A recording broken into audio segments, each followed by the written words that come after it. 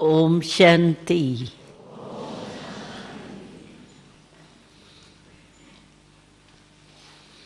सभी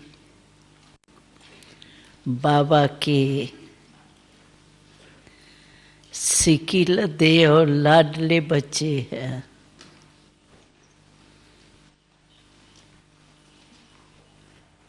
क्योंकि बाबा ने हम सबको बड़े प्यार से, जब ज्यादा प्यार होता है ना तो उसको कहते हैं सिकिलदे, बड़े सिक से बाबा ने 5000 वर्ष के बाद ढूंढा, तो बड़े सिक व प्रेम से बाबा ने हम सभी को अपना बनाया। और बाबा हर रोज हमको टाइटल देता है सिकिलदे के साथ लाडले।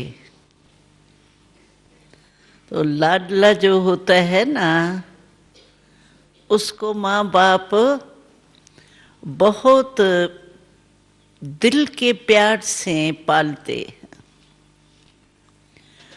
तो हम सबको भी बाबा कितने दिल के प्यार से पालना दे रहे हैं। इसीलिए भक्ति मार्ग में भी गाते हैं, तुम माता पिता हम बालक तेरे। तो ब्रह्मा बाबा हमारी माँ भी है और बाप भी है। तो माता पिता के रूप में, दोनों रूप में हम ब्राह्मणों की ब्रह्मा बाबा पालना करते रहते। और पालना हमारी क्या है? वैसे तो आप कोई कहाँ रहते, कोई कहाँ विदेश में रहते हैं, फिर भी हम कहते हैं सभी हम परमात्मा के पालना में रहते हैं। तो वो पालना कैसे हमारी होती है? तो पालना होती है हमारी मनसा, बाबा की प्रेम की वृत्ति, प्रेम की दृष्टि और मुख की मुरली। मुरली जो है वो हमें सारे दिन की पालना का जो भी वेद है वो सब बता देती है। आपने देखा होगा, अनुभव किया होगा, कोई भी आपको समस्या आवे, मानो मुरली उसी डेट की आपके पास नहीं पहुंची है, डेट थोड़ी नीचे ऊपर हो भी जाती है, लेकिन आपके पास कोई समस्या आ गई, तो जैसे बच्चे होते हैं, कोई भी समस्या आती है तो क्या करते हैं? माँ के पास भागेंगे, माँ ये हो गया, हम क्या करें, ये हो कैसे होगा, क्या होगा। माँ के पास भाग करके और माँ के आगे जाके वर्णन करते हैं। तो हम बच्चे भी, कोई भी समस्या आती है तो हमको कौन याद आता है? बाप दादा दोनों ही याद आते हैं। तो हमने देखा है बाप दादा, या तो हम अपने दिल के प्यार से बाबा को मेरा बाबा कहा तो बाबा हाजिर हो जाता है। सेकंड भी नहीं लगाता है बाबा, इतना प्यार है बाबा का। जैसे कोई बहुत प्यारा होता है ना तो समझते हैं उससे एक सेकंड भी अलग नहीं हो सकते हैं। ऐसे बाबा अगर दिल से मेरा बाबा कहा तो बाबा हाजिर हो जाता है। और जो आपकी समस्या है, आप जो भी बोलो, बाबा ये हो गया, बाबा ये है, बाबा ये है, बाबा उसका उत्तर देगा। और उत्तर मिलता है। लेकिन कई भाई बहनें ऐसे कहते हैं, तो हम तो बाबा से रोयान करते हैं, हम तो करते हैं, लेकिन बाबा का जवाब नहीं मिलता है। बाबा सिर्फ मुस्कुराता रहता है, जवाब तो नहीं सुनाई देता है। क्यों नहीं जवाब सुनाई देता है? कोई को देता है और कोई को नहीं देता है। तो नहीं बाबा का जवाब आता है, उसका कारण क्या है? कारण क्या है कि हमारी बुद्धि जो है ना, बुद्धि बिल्कुल क्लीन और क्लियर है। कोई भी चीज़ अभी भी देखो, ये जो साइंस के साधन है, आप वहाँ बैठ कर के बाबा की मुरली सुनते हो। अगर लाइन क्लियर नहीं है तो 4 बजे तक 3 बजे तक बैठ के कहते हैं चलो योग कर लिया, लाइन क्लियर नहीं है, सुनने ही नहीं आया कुछ। तो लाइन क्लियर चाहिए ना। कोई भी साइंस का साधन देखो, टेलीफोन ही देखो, टेलीफोन में भी लाइन अगर नहीं आपको क्लियर मिलेंगी तो सुनाई नहीं देगा, कितना भी आप जरूरी समझो क्या भी हो। ऐसे बाबा का रिस्पान मिलता जरूर है, लेकिन हमारी बुद्धि जो है वो क्लीन और क्लियर भी हो ना। अगर लाइन क्लियर नहीं होती है तो आवाज आता है लेकिन समझ में नहीं आता है। ऐसे ही अगर हमारी बुद्धि क्लीन और क्लियर है, टचिंग पावर है, तो जरूर बाबा का रिस्पान मिलता है। चलो वो हमारी बुद्धि इतनी महीन नहीं हुई है, इतनी क्लियर क्लीन नहीं हुई है, तो दूसरा साधन है फिर मोटा। वो ये है कि आपके पास कोई भी मुरली हो, कोई भी डेट की हो, लेकिन उस मुरली को आप अध्ययन करो, तो उसी मुरली में भी आपको समस्या का समाधान मिलेगा। जो आप प्रश्न होगा आपके मन में, उसका उत्तर आपको मिलेगा। ये कई भाई बहनों का अनुभव है। और फॉरेन में तो हमने बहुतों के अच्छे अच्छे अनुभव सुने हैं। वो कहते हैं बस कुछ भी बाबा के चित्र के सामने जाए नहीं जाए, लेकिन बाबा को इमर्ज करते हैं, बाबा दिल से कहते हैं, बाबा हमारे सामने आ जाता है और बाबा हमको जवाब दे देते हैं। तो इसीलिए पहले हम ये देखें कि हमारी बुद्धि, बाबा ने कहा था अंत के समय आपकी अगर वॉइसलेस बुद्धि होगी तो वो वायरलेस का काम करेंगी। साइंस वाले क्या करते हैं, वायरलेस से कहाँ का कहाँ आवाज जो है कैच कर लेते हैं। तो बाबा ने कहा आपको भी हमने वायरलेस सेट दे दिया है। वो क्या है, वॉइसलेस।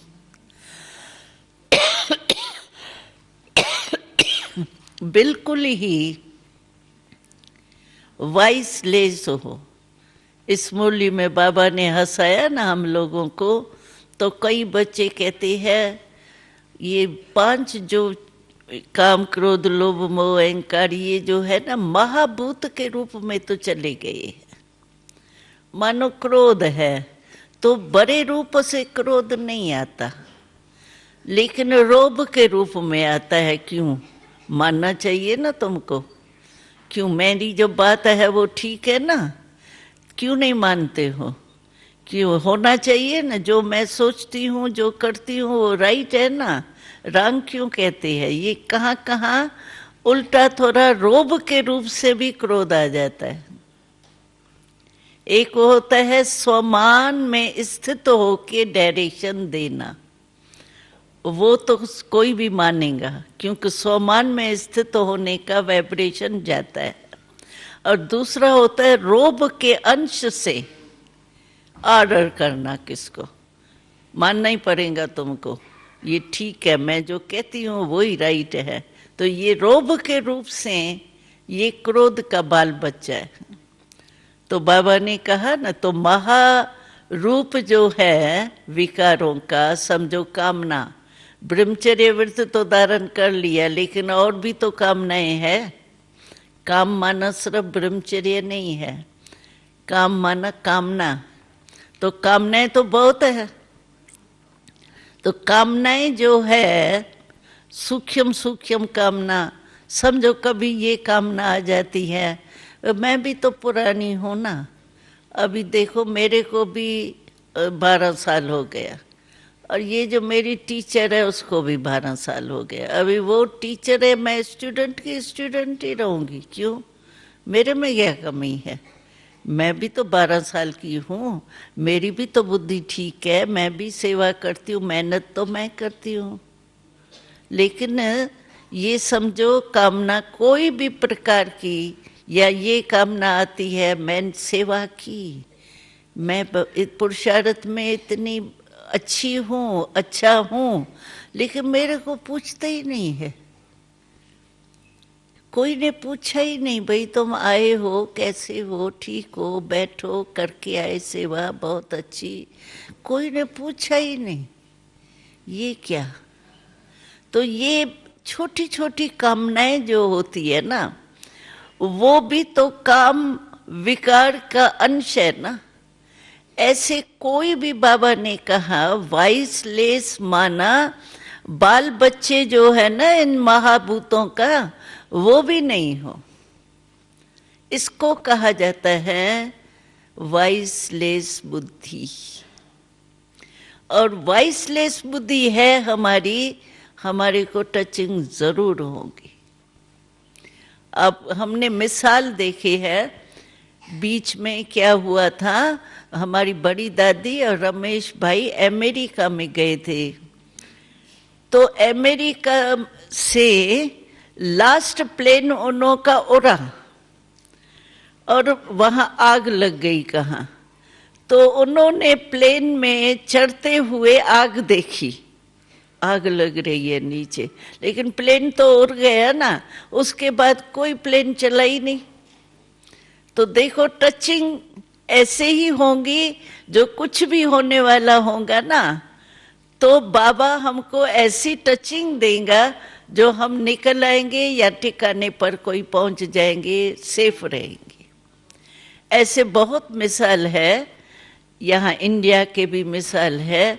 समझो ये पानी आ जाता है ना, शहर में पानी घुस आता है, बाढ़ आ जाती है, तो समझो यहाँ पोस्ट ऑफिस है, जैसे यहाँ है ना हमारा भोजन का स्थान समझो, और हमारा ये हाल है। इतना दूर समझो, तो पोस्ट ऑफिस तक पानी आया, बुक ये क्या बाहर का, लेकिन सेंटर सेफ है। यहाँ तक है, यहाँ तक नहीं है। 3-4 मकान पहले है पानी, यहाँ तक नहीं है। तो बाबा, ये है बाबा की ड्रामा की समय पर मदद, सेफ्टी, समय पर सेफ्टी। पानी आ गया, हम निकाल के चलो छत पर चले गए, वो भी दूसरी बात है, लेकिन वहां तक ही पानी ठहर जाए, यहाँ आया ही नहीं। कई ऐसे मिसाल है। अभी जब हुआ था ना गुजरात में भूकंप आया, ये हुआ, कितना बड़ा था, लेकिन इतना होते हुए भी हमारा सेंटर जो था ना, उसका झंडा भी नहीं गिरा। झंडा भी था, वो सीन दिखाई, फोटो निकाला था, तो झंडा भी नहीं हिला, वो भी नहीं गिरा। और ब्रह्मा कुमारियों का जो बोर्ड होता है वो, और झंडा ऊपर से, वो भी नहीं हिला। जो भी सारे आसपास में हमारे ब्राह्मण थे, तो इतने दिन वहीं सेंटर पे खाना पीना यज्ञ चलता था, सेफ थे। तो ऐसे बाबा सेफ करता है। लेकिन किसकी पालना करेगा? जो बच्चे होंगे ना, तो बच्चों की पालना करेगा तो वो फिर बच्चे कैच भी तो कर सके ना। ऐसे तो बाबा के बच्चे अज्ञानी भी हैं, उनकी भी करता है, लेकिन वो कैच भी तो करे ना। मैं फोन कर रही हूं, आपका फोन एंगेज है, तो आपको पहुंचेगा क्या आवाज? तो दूसरे तरफ भी तो क्लियर होना चाहिए ना। तो जो क्लियर बुद्धि वाले हैं, क्लीन बुद्धि वाले हैं ना, उनको समय पर जरूर मदद मिलती। सभी फोटो निकालते थे हमारे वो यहाँ गुजरात में जो हुआ उस भुज के सेंटर का, सब फोटो निकाल के जाते थे। तो ये कैसे गिरा ही नहीं, झंडा ही नहीं गिरा। कमाल तो ये है। दूसरे सारी मंजिलों की मंजिल नीचे चली गई। कितना विनाश हुआ, कितने बच्चे बेचारे वो परेड निकालने के लिए निकले थे स्कूल से, सारे बच्चे के बच्चे परेड सहित नीचे मर गए। ऐसा था, लेकिन हमारा झंडा नहीं गिरा। तो ये क्या है? बाबा की कमाल है ना। सिर्फ हमको जो बाबा पालना दे रहा है ना, हमको मुरली या सूक्ष्म कनेक्शन। और सूक्ष्म, जितना हम सूक्ष्म होते जाएंगे ना, शरीर के भान से निकलते जाएंगे, सूक्ष्म होते जाएंगे, तो ये सब सूक्ष्म कनेक्शन है। अगर हम सूक्ष्म स्थिति में नहीं रहते हैं, मोटी मोटी स्थिति में रहते हैं, तो सूक्ष्म कनेक्शन से हम सेफ रह ही नहीं सकते। फिर समय पर धोखा हमको मिल सकता है। इसीलिए बाबा कहते हैं कि बाबा की पालना है, बुद्धि बहुत क्लीन और क्लियर चाहिए, कुछ नहीं। और व्यर्थ है तो भी नहीं होगा। हम समझे मेरे पास तो कोई ऐसा बुरा संकल्प या वो तो नहीं आता है, और आना भी नहीं चाहिए। अभी तो बड़े हो गए हैं, वो नहीं आना चाहिए। लेकिन अगर हमारा कनेक्शन ठीक नहीं है और हमारी बुद्धि क्लीन नहीं है, तो भी नहीं हो। तो पालना हम बाबा की ले रहे हैं। सूक्ष्म हमारा मन बुद्धि इतना क्लियर है, व्यर्थ का परछाई तो नहीं है। अगर ये परछाई है व्यर्थ की, तो इससे माया की छाया पड़ी हुई है। वो छाया जो है माया की ना, वो भी योग लगाने नहीं देंगे। हम कोशिश करेंगे, हम आत्मा बीज रूप है, बीज रूप है, बीज रूप है, बीज रूप में स्थिति नहीं, बिंदी जो है ना वो खिसक जाएंगी और बातें सामने आ जाएंगी। क्योंकि सूक्ष्म आत्मा बिंदी बने तभी बिंदु याद आवे। कई भाई बहनें कहते हैं कि योग में बैठते तो, और योग के टाइम जो है ना फालतू बातें ज्यादा आती है।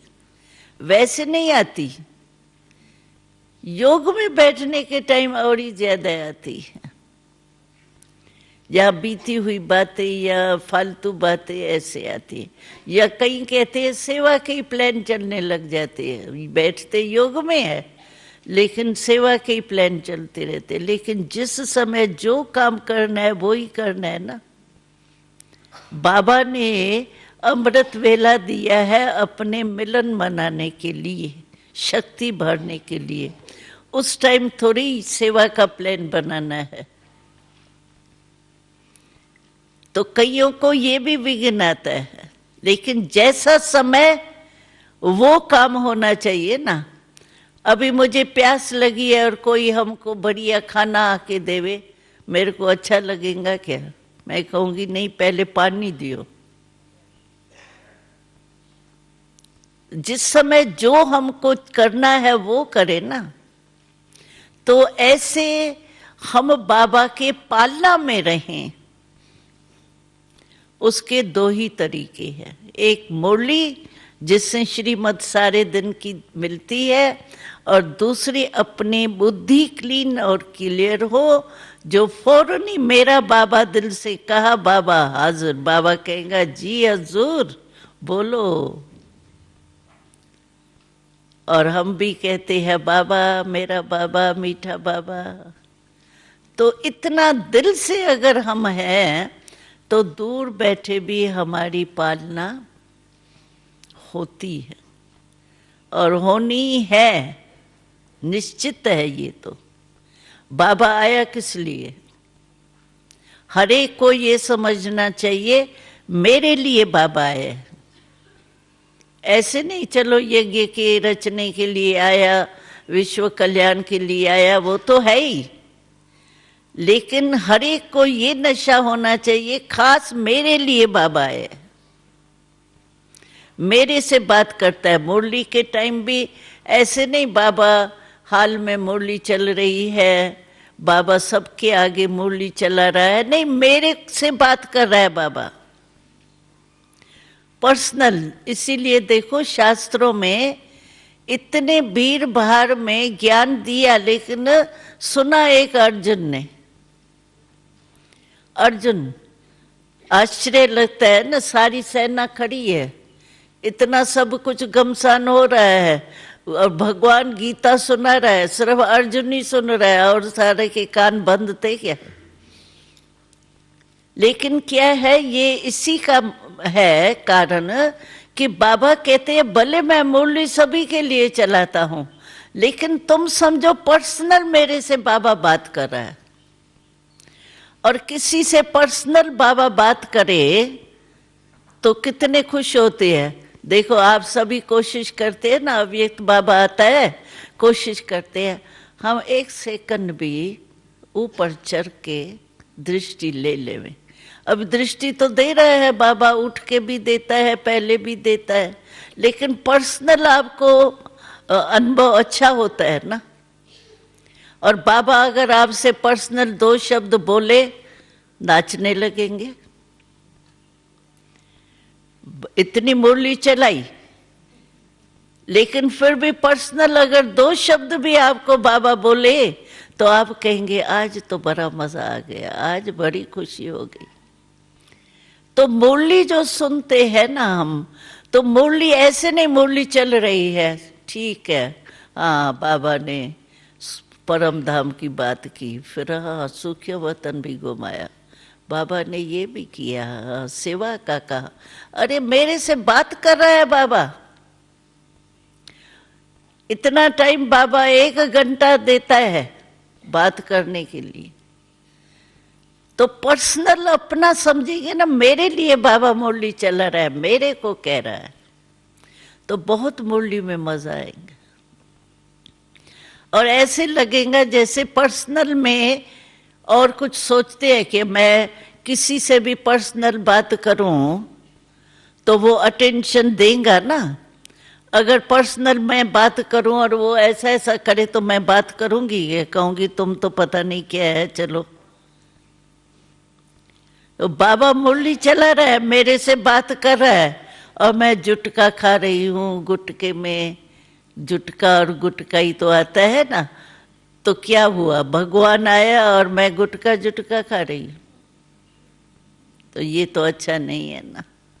तो मुरली माना मेरे से पर्सनल बाबा बात कर, मेरे को चक्कर लगा रहा है, कभी परम धाम ले जाता है, कभी सुख्यवतम ले जाता है, कभी सृष्टि इस मृत्यु लोक का सैर कराता है, क्या क्या यहाँ हो रहा है, कभी अशरीरी बना देता है, कभी संगम युग के मौजों में ले आता है, कितना कुछ बाबा करता है एक मुरली में। कभी शिक्षा दे के संपूर्ण बना रहा है, तो मेरे से बाबा बात कर रहा। ऐसे मुरली सुनने से आपको कभी नींद की लहर नहीं आएंगी। आपसे कोई पर्सनल बात करे और आप नींद करो तो बोलेगा क्या, वो चला जाएगा ना। तो बाबा हमारी पालना मुरली द्वारा और सूक्ष्म में भी करता है।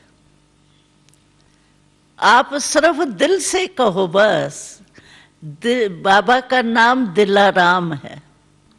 दिलाराम का अर्थ है दिल को आराम देने वाला।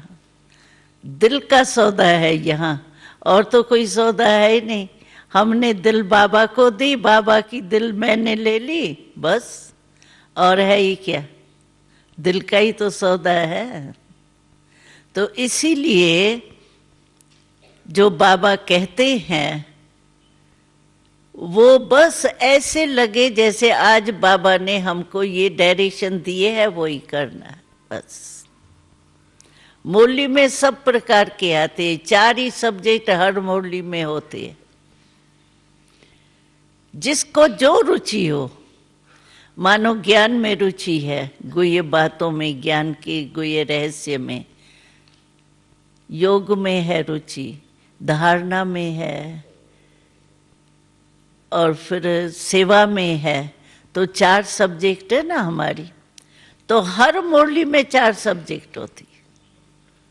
आपको जिस सब्जेक्ट में भी प्यार हो, योग में प्यार हो, ज्ञान में प्यार हो तो सभी से होना चाहिए, लेकिन किसमें एक्स्ट्रा है, अब वो बुद्धि में पॉइंट्स अपना रख के अपने मन को उसमें बिजी रखो।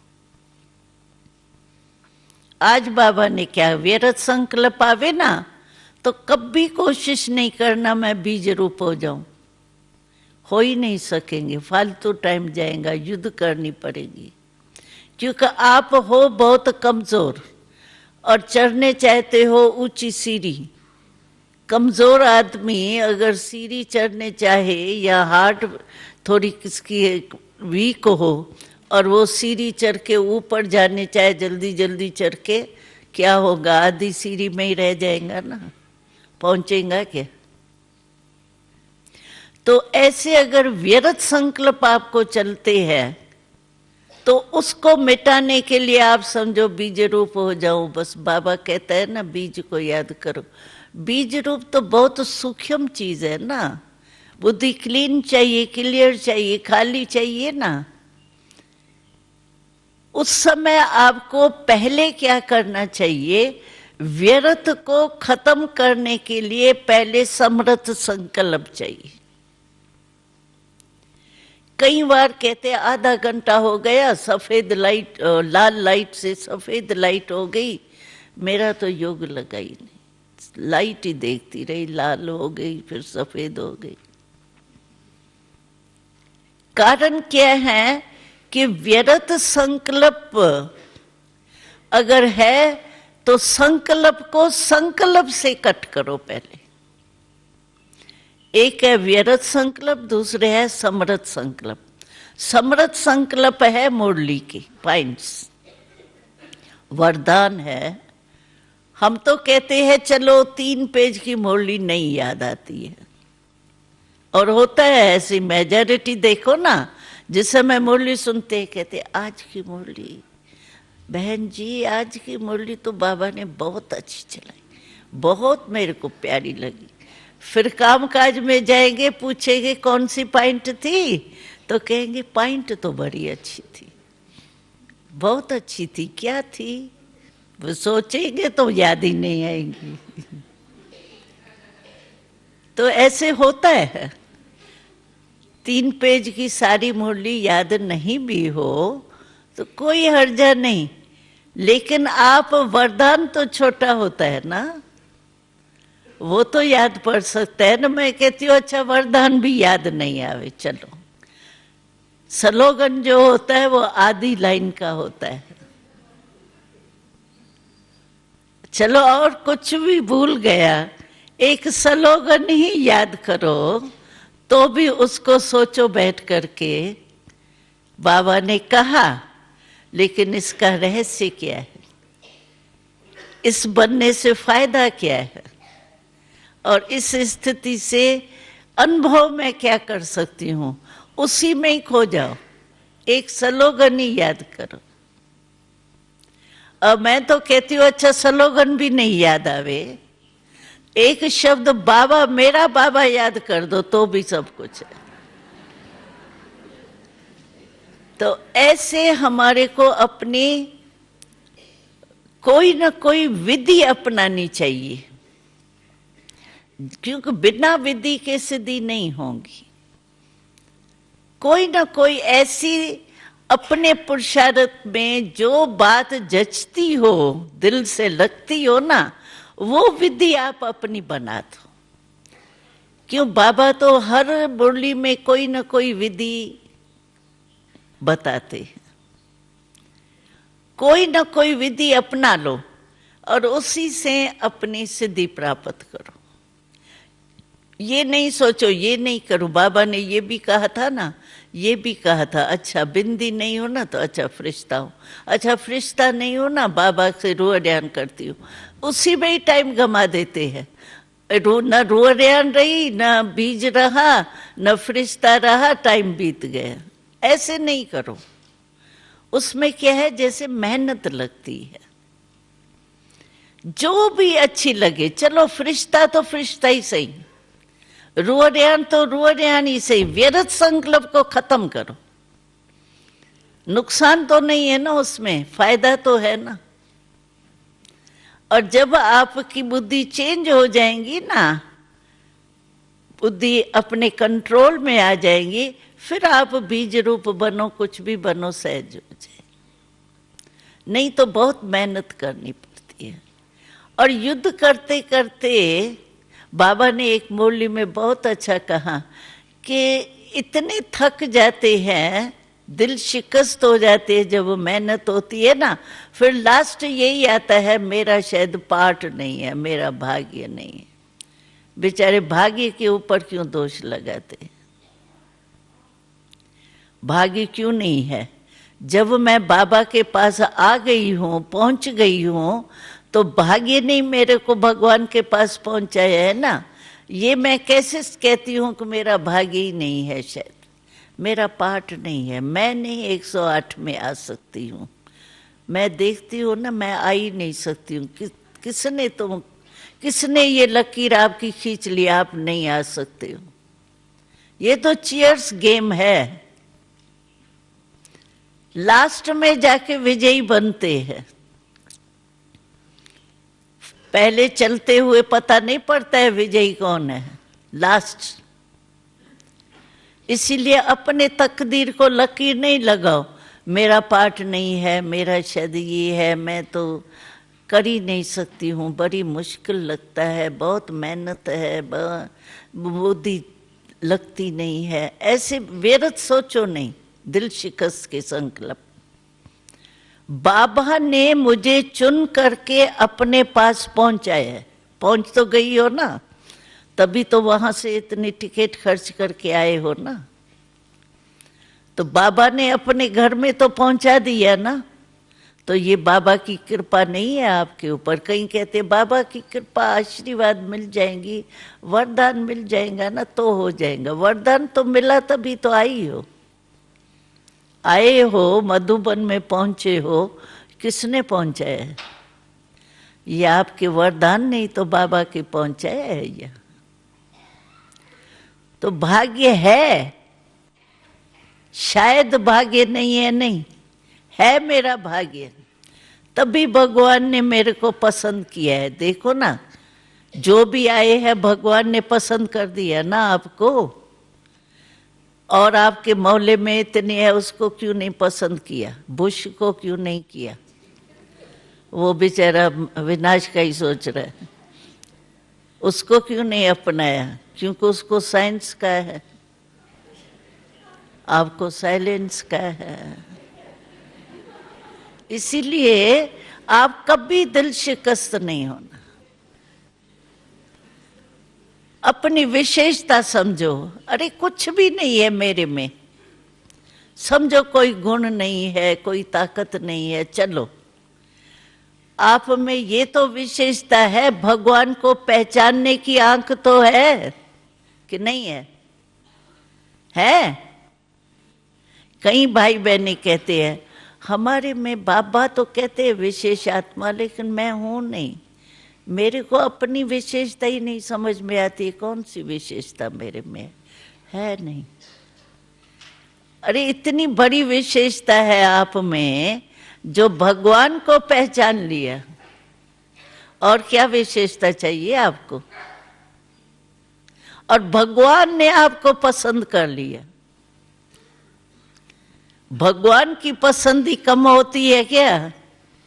चलो हम कैसे भी हैं, लेकिन भगवान तो रांग नहीं है ना, उसने तो मेरे को पसंद किया तभी तो यहां पहुंचा है। जिसको भगवान ने पसंद कर दिया वो विश्व के पसंद हो गया। इसीलिए मैं विशेष आत्मा हूं। बाकी कमी पेशी आती है, ये पिछला हिसाब भी कोई होता है, वो चुकता हो जाएगा।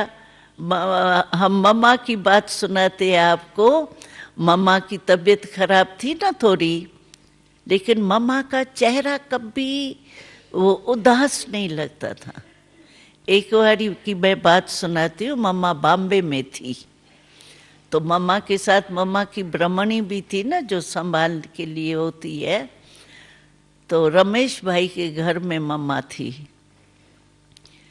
तो डॉक्टर को ही चेकिंग के लिए आना था, तो एक ही खटिया पर मम्मा भी बैठी थी तैयार होके, और ब्रह्मणी भी बैठी थी दूसरे कोने में। तो डॉक्टर आया तो पहले जो ब्रह्मणी थी ना मम्मा की, उसको पूछा कैसे है तुम्हारी तबीयत? तो कहा मैं पेशेंट नहीं हूँ, ये तो मम्मा इसको देखना है, मैं नहीं हूँ पेशेंट। कहा पेशेंट तो ये लग रही है। मम्मा की जो शक्ल थी ना वो ऐसी थी, लाल लाल। तो उसने कहा ये पेशेंट है, ये तो पेशेंट लगता ही नहीं है। अब मम्मा को हम लोग कहते थे, क्योंकि मम्मा को तकलीफ तो थी, लेकिन मम्मा से कई भाई बहनें क्वेश्चन करते थे, मम्मा आपको पता भी है, और जिस समय तकलीफ होती है ऐसे थोड़ी एक तकलीफ फील नहीं करती है, लेकिन सहन शक्ति मम्मा की थी। होता तो था ना तकलीफ। तो मम्मा कहती थी, मम्मा आप तो लगते ही नहीं है, जैसे मिलते हैं करते हैं उस समय समझ में नहीं आता है आपको कोई तकलीफ है। जो पर्सनल हम अंदर देखते थे ना, तो फील करते थे मम्मा को तकलीफ तो है, लेकिन बाहर से कुछ दिखाई नहीं देता था। मम्मा आप इतने तकलीफ होते हुए कैसे खुश रहती हो?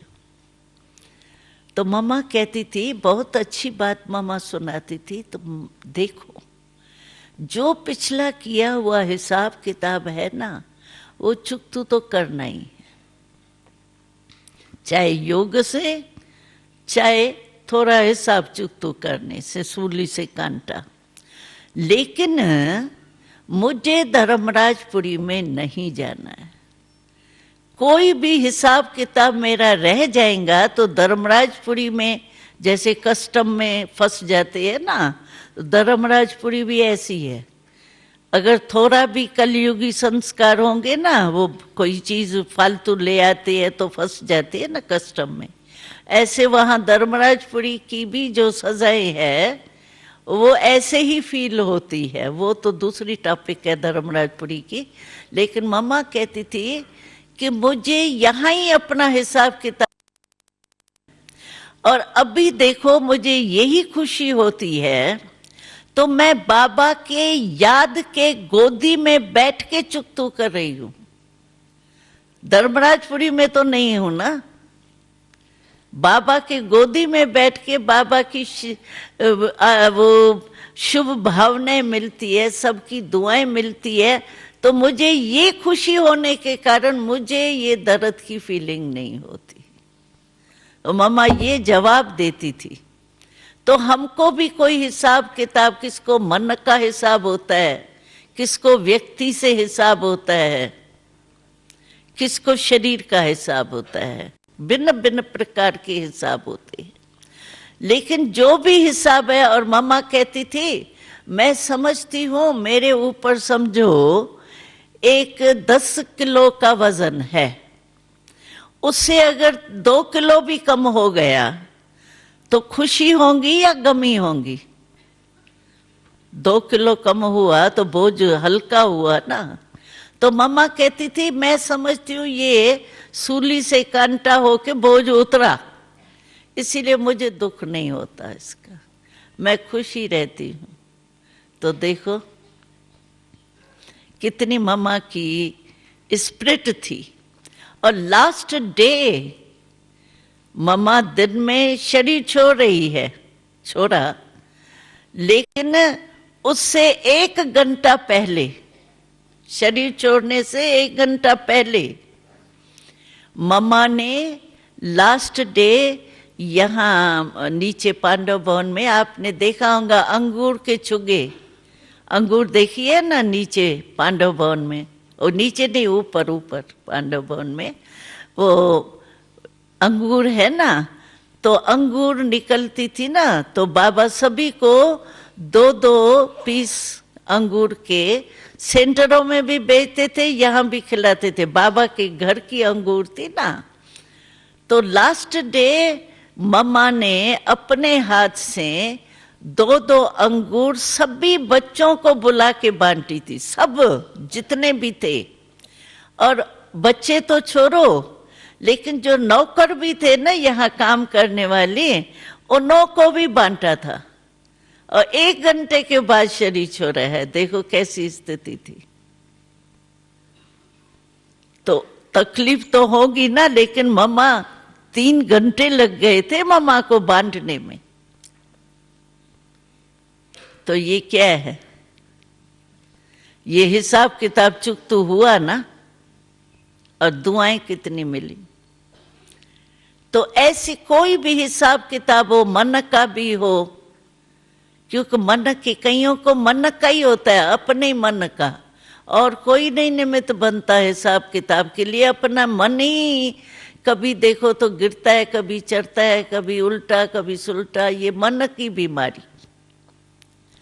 और कोई कोई व्यक्ति कोई होता है, कोई व्यक्ति से ऐसा हिसाब किताब करा होता है जो चुकता ही नहीं होता है। कहते पता नहीं क्या मेरा इससे हिसाब किताब है। कोई एक का एक होता है थोड़ा हिसाब लेने वाला, और कोई का प्रकृति का होता है, कोई का मौसम से ही कनेक्शन होता है। मौसम खराब हुई गया, मौसम अच्छी हुई जैसे गिर गया फूल, मौसम थोड़ी नीचे ऊपर हुई इफेक्ट आ गया गया। तो भिन्न भिन्न हिसाब किताब होते हैं, लेकिन हिसाब किताब चुकतू करो खुशी खुशी से। समझो बोझ उतरा, ऐसे नहीं मेरा शायद हिसाब है, क्या है, करा हिसाब है, चुकतू होता ही नहीं है। दिल शिकस्त कभी नहीं बन, दिल खुश। अरे बाबा मेरे साथ है, मैं कैसी भी हूं, लेकिन बाबा ने मेरा हाथ पकड़ा है ना। गीत गाते हैं ना, हाथ में हाथ दिया है ना बाबा ने, तो हाथ से पकड़ लेगा ना। डूबता भी है कोई, अगर हाथ पक्का होता है दूसरे का, बच जाता है ना। गिरता भी कोई है तो कोई संभालने वाला होता है तो संभल जाता है ना। तो बाबा तो हमारे साथ कंबाइंड है ना, कि नहीं है? कंबाइंड बाबा है पक्का, रशा वालों से भी है, कंबाइंड है। अच्छा पक्का, कि कभी थोड़ा साथ ऐसा हो जाता है फेस, हाँ? कभी कभी होता है ना किससे थोड़ा अनबनत, तो एक का फेस ऐसा होगा तो दूसरे का ऐसा होगा, ऐसा तो नहीं, नहीं, हाँ कंबाइंड है ना हम, बाबा के कंबाइंड है। अच्छा मैं कितनी भी कमजोर हूं, बाबा तो सर्वशक्तिवान है, मेरा कंबाइंड रूप संग का रंग कहा जाता है। कोई भी संग का रंग लगता है, और मेरे साथ सर्वशक्तिवान कंबाइंड है, उसके संग का रंग लगता ही नहीं है। क्यों? उसके संग का रंग तो है ना। इसीलिए हमको दिल शिकस्त कब नहीं होना है। कि थोड़ा थोड़ा होना है, नहीं होना है। दिल शिकस्त हो जाओ तो कहो मैं मास्टर सर्वशक्तिवान हूं, बाबा मेरे कंबाइंड है। और बाबा ने एक मुरली में कहा, जब थक जाओ ना मेहनत करते करते, पुरुषार्थ करते करते, तो क्या करो, मां के गोदी में सो जाओ। कभी थक जाते हैं तो जाके बिस्तर पे सो जाते हैं ना, तो बाबा ने कहा माता पिता है ना तुम्हारा, बाबा शिव बाबा जो है, माँ भी तो है ना, जब थक जाओ ना तो माँ के गोदी में सो जाओ, बस आराम से सो जाओ, थकावट उतर जाए। सब साधन तो बाबा ने दे दिए हैं, सिर्फ उसको समय पर यूज में आ। होता क्या है, समय पर नहीं आता है, पीछे आता है। हमको याद है ब्रह्मा बाबा था ना, तो हम लोगों को कहाँ भी भाषण करने के प्रोग्राम वगैरह मिलते थे ना, तो बाबा को कहते थे बाबा आज ऐसा प्रोग्राम है, इस टॉपिक पर हमारे को भाषण करना है। तो बाबा तो ज्ञान का सागर है ना, तो बाबा फौरन ही वो पॉइंट्स देना शुरू कर देता था। बच्ची जा रही हो ना, ये बोलना, ये बोलना, ये बोलना, पॉइंट्स बाबा देने शुरू कर देता है। फिर बाबा कहता था अभी मैंने सुनाई ना तुमको, अभी जब भाषण करके आओ ना फिर मैं पूछूंगा कि ये सब पॉइंट्स सुनाई या याद भूल गई। तो हम जब भाषण करने जाते थे ना तो कोई कोई पॉइंट भूल भी जाती थी, फिर याद आती थी अरे बाबा ने तो कहा था ये बात कहना, हम तो भूल गई। अभी बाबा के सामने जाएंगे झूठ तो बोलेंगे नहीं, तो बाबा के सामने आते थे तो अंदर तो यही था बाबा पूछेंगे जरूर। तो बाबा सचमुच पूछता था, बच्ची सभी पॉइंट्स याद रही, सभी पॉइंट्स बोली? बाबा बोली तो सही, एक पॉइंट भूल गई। वह क्यों भूल? समय पर याद आनी चाहिए ना। अच्छा पीछे याद आई उससे फायदा? तो बाबा इतनी वो शिक्षा देता था, सिखाता था, हम लोगों को सिखाता था बाबा। तो समय पर याद आवे नहीं और पीछे याद आई तो उसका फायदा क्या, समय तो बीत गया ना। तो शक्तियां भी ऐसे ही हैं, जिस समय सहन शक्ति चाहिए उस समय नहीं याद आएंगी, जब पूरा हो जाएगा ना फिर कहेंगे अगर ऐसे नहीं करते थे ना, ये 10 शब्द नहीं बोलते थे, 2 शब्द बोल देते थे ना, कितना अच्छा होता। लेकिन 10 तो बोल दिया ना, वो तो हो गया। तो इसीलिए समय पर शक्ति याद आवे, यूज होवे। सामना करना है, उस समय भय आ गया, संकोच आ गया, पीछे कहती तो सामने करने की शक्ति मेरे में थी तो सही, यूज क्यों नहीं की? अपने आप से ही बोलते रहेंगे। ऐसा नहीं, समय पर आना चाहिए। शक्तियां तो सभी धारण कर रहे हैं, लेकिन नंबर क्यों बनते हैं? 108 फिर 16,000, एक नंबर और 16,000 का लास्ट नंबर कितना फर्क होगा? फर्क क्या हुआ? एक ही टीचर, एक ही मुरली, 67 साल वाले भी वही मुरली सुन रहे हैं, पढ़ रहे हैं, और एक मास वाला भी वही मुरली पढ़ता है। पढ़ाने वाला एक, पढ़ाई एक, फिर भी इतने नंबर क्यों? कारण ज्ञान सब में है, सब सुनते हैं, शक्तियां बाबा ने सबको दी है, लेकिन समय पर यूज करने की विधि चाहिए।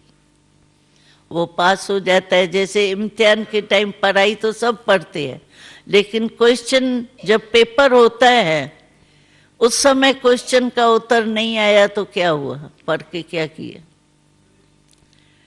ऐसे समय पर शक्तियां यूज होना चाहिए, वो चेक करो। अच्छा ये बात आई हमारे सामने, तो सचमुच समय पर जो बाबा कहता है, जिस विधि से जिस समय वो काम में आया। अगर वो नहीं है तो क्या करें? उसके लिए मनन करो,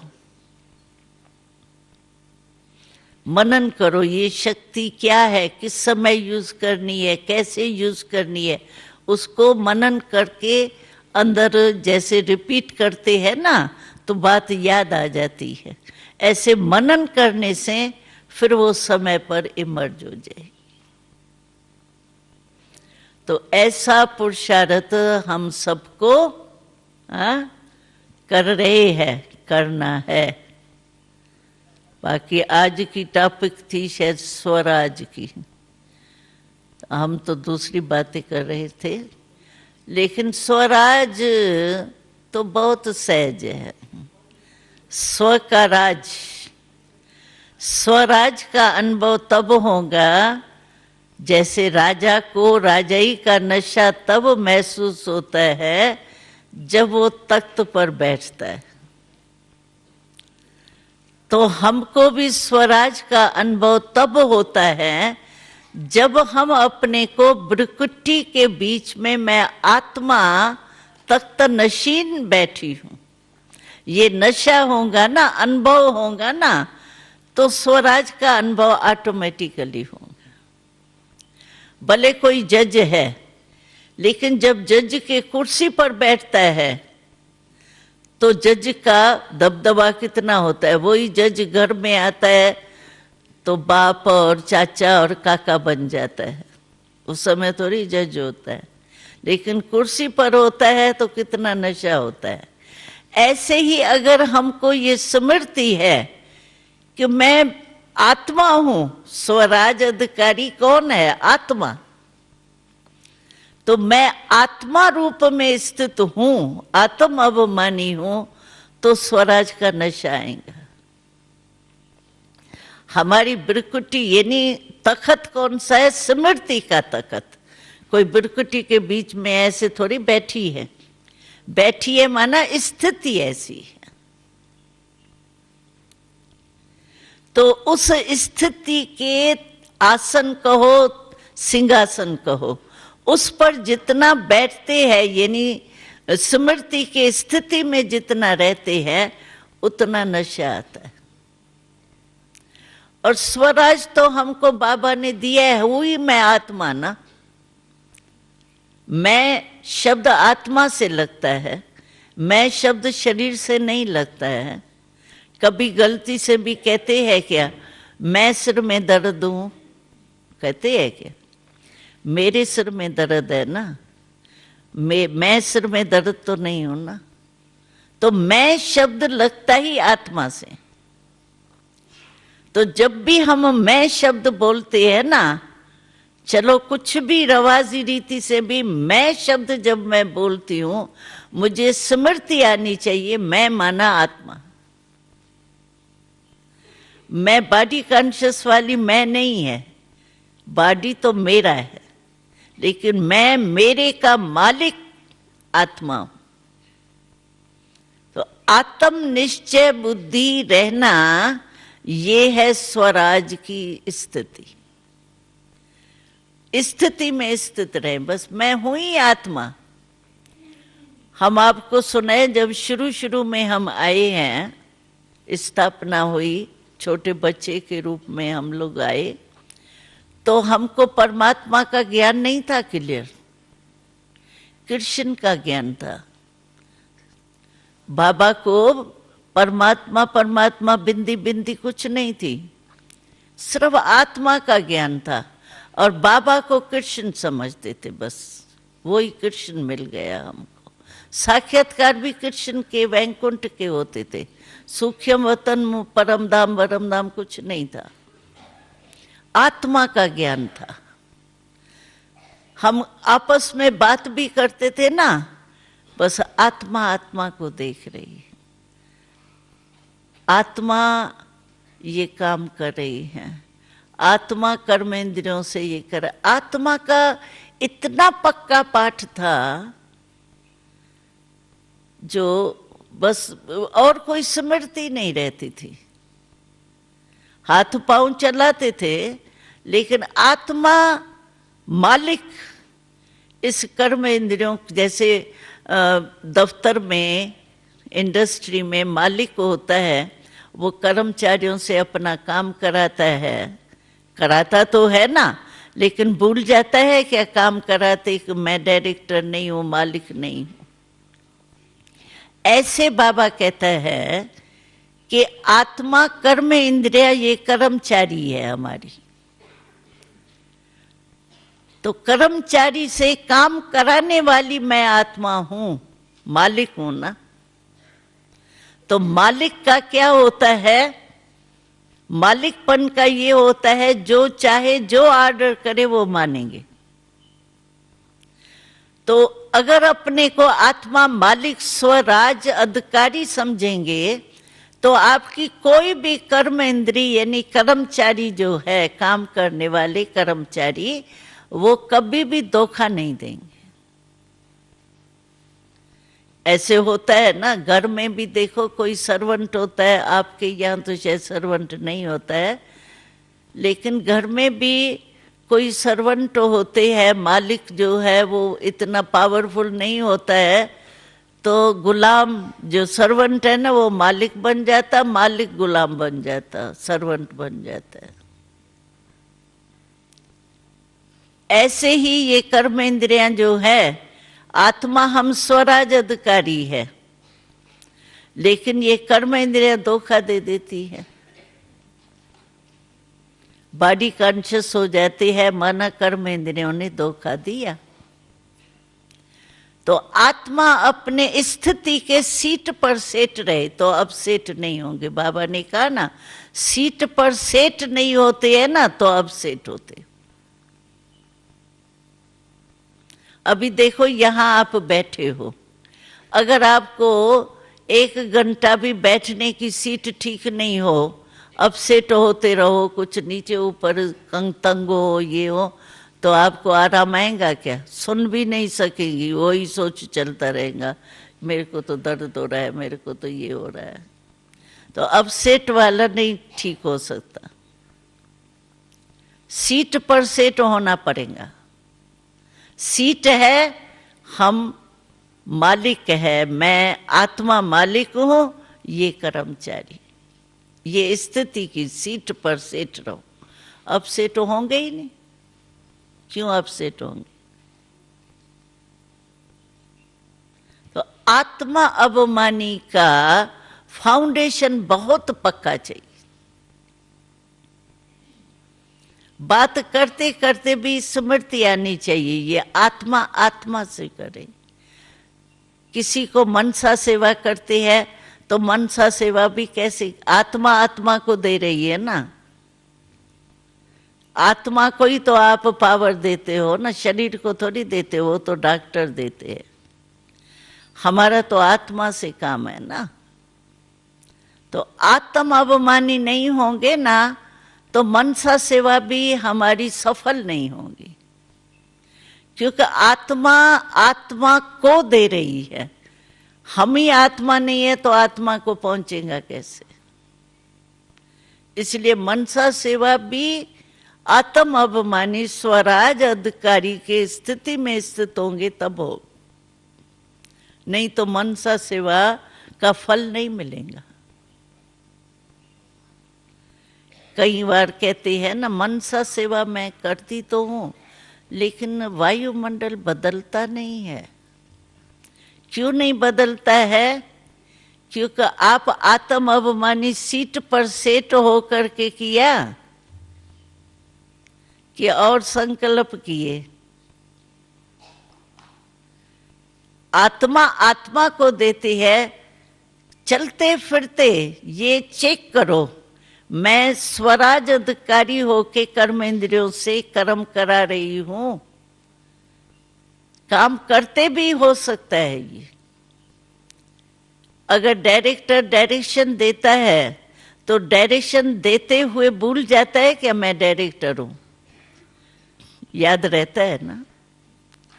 तो मैं स्वराज अधिकारी हूं, ये काम काज करते भी हो सकता है। ऐसे नहीं है काम करते मैं कैसे सोल कॉन्शियस रहूं। अरे सोल ही तो काम करा रही है, आत्मा ही तो कर्म इंद्रियों से करा रही है ना। तो निरंतर योगी भी इससे हो सकते हो, आत्म अभिमानी बनने से। और आत्मा का नेचुरल योग हो सकता है, क्योंकि आत्मा को और कोई भी संबंध है ही नहीं। ये सारा जो भी है संसार की बातें, देह भान, देह के संबंध, देह के पदार्थ, सब देह के साथ है। आत्मा के लिए तो स्वयं परमात्मा के और कुछ है ही नहीं। तो जितना हम आत्म अभिमानी रहते हैं ना, उतना बाबा की याद भी हमारी निरंतर बहुत सहज होती। मेहनत नहीं करनी पड़ती, आत्मा का कोई है ही नहीं ना। जो हम कहते हैं ना बाबा ही हमारा संसार है, किसका संसार है? आत्मा का ना, बॉडी कॉन्शियस का थोड़ी। तो वो प्रैक्टिकल स्टेज जो हमारी है, सहज योगी भी बन जाएंगे, सुतः योगी भी बन जाएंगे, और मालिकपन के कारण कर्म इंद्रियां धोखा भी नहीं देंगी, मेहनत नहीं करनी पड़ेगी, नेचुरल लाइफ बन जाएंगी। जो बाबा कहते हैं ना, नेचर और नेचुरल बनाओ। आत्मा की नेचर ही वो है, ज्ञान स्वरूप, सुख स्वरूप, शांत स्वरूप, वही होंगी। तो आत्म अभिमानी स्वराज अधिकारी का अर्थ ही है आत्मक स्वरूप में स्थित होना। और इजी है, ओरिजिनल तो मैं हूं ही आत्मा। ये तो थोड़ी सी बॉडी कॉन्शियस की विस्मृति हो गई है। ओरिजिनल तो आत्मा ही होना। तो इस स्मृति में रहने से सब सहज हो जाए, और कोई कर्मेंद्री धोखा दे ही नहीं सकती है। राजा जो होता था पहले जमाने में, राजाओं का कोई ऑर्डर नहीं माने हो ही नहीं सकता है। अभी भी हमने देखा या दुबई में, वो कहते कोई जिस कर्मेंद्रियों से कुछ पाप करेगा उसका हाथ काटा जाता है। अभी भी कहते, मतलब डिक्टेटर है या जो भी है, सुल्तान, वो इतना पावरफुल है। तो हम आत्मा जब पावरफुल होते हैं ना, तो हमारा ऑर्डर कोई कर्म इंद्री नहीं माने, ये हो ही नहीं सकता है। राजा माना powerful, controlling power, ruling power, इसीलिए वो कोई धोखा नहीं देगा। ठीक है? तो स्वराज अधिकारी है निरंतर। ऐसे नहीं योग में बैठे तो आत्मा, और काम काज में गए तो फिर आत्मा भूल जाए। नहीं, काम काज में और ही नशा चढ़ना चाहिए। मैं कर्म इंद्रियों से काम करा रही हूँ, मालिकों के काम करा रही हूँ, तो निरंतर योगी भी सहज बन जाए। अच्छा, ओम शांति।